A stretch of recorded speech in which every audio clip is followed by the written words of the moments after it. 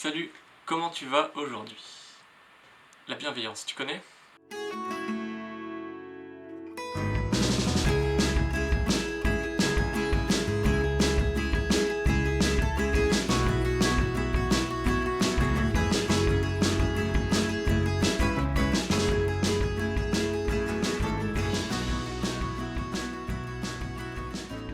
La bienveillance, une définition qui est la plus connue, veiller à ce que les autres aillent bien. Prendre soin des autres, mais moi j'ai envie d'affiner un petit peu parce que pour prendre soin des autres, il faut déjà prendre soin de soi.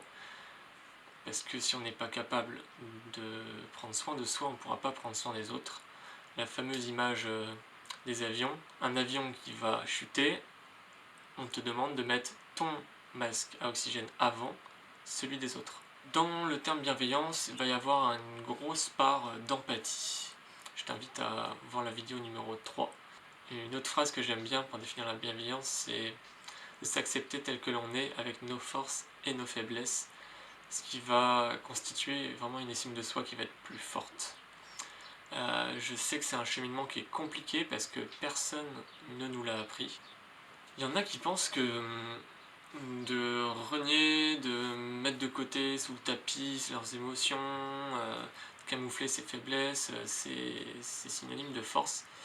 En fait je pense pas du tout. Je pense que justement la plus grande force qu'on peut avoir, c'est de connaître ses faiblesses, de connaître ses failles, de les assumer complètement, ce qui va permettre de mieux comprendre nos besoins et du coup de mieux comprendre ceux des autres. Si on prend l'image d'un leader, personne n'a envie de suivre un leader qui n'est pas bienveillant. Alors qu'un leader qui va être dans la bienveillance, qui va savoir écouter ses besoins, il va pouvoir écouter les besoins des autres aussi. Attention aux freins qui vont bloquer justement cette bienveillance, notamment, je dirais 3 choses. Le jugement. Deuxième chose, ce serait la comparaison. Troisième chose, c'est la non-acceptation de ses propres faiblesses. Si moi-même j'ai pas accepté mes faiblesses, mes moments de faille, mes moments de doute, mes moments de tristesse, de nostalgie, de colère, tout ce qui me touche et qui me fait du mal, je pourrais pas accepter de voir l'autre dans cet état-là parce que ça va me faire écho et je me sentirais pas congruent dans mon positionnement en fait. Je serai pas juste envers lui, je serai pas juste envers moi. Je vais te donner maintenant quelques outils qui vont te permettre de développer un peu cette bienveillance et l'empathie aussi par la même occasion. Tu peux commencer par observer ce qui se passe en toi. Tu te poses, notamment en méditation, et on va se poser quelques petites questions. Qui me juge? Qui je juge aussi, de moi vers l'extérieur, dans les deux sens. Deuxième chose, se donner de l'auto-empathie, prendre le temps de se poser des questions. Qu'est-ce que je ressens? Quels sont mes besoins? Je suis en colère, donc j'ai besoin de me retrouver seul. J'ai besoin de me défouler, par exemple. Je sais ce que je dois faire, ce que je dois mettre en place pour me sentir mieux. Et je prends la responsabilité de mes émotions.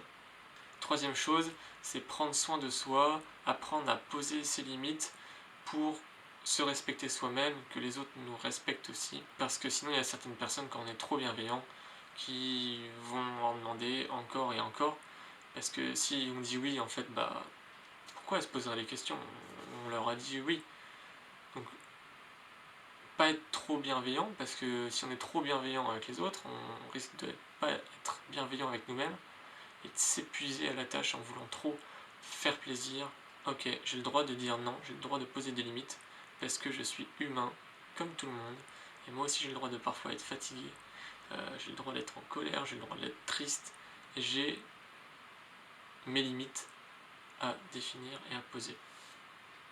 Quatrième chose, exprimer ses besoins aux autres et apprendre à reconnaître les besoins des autres et surtout les respecter.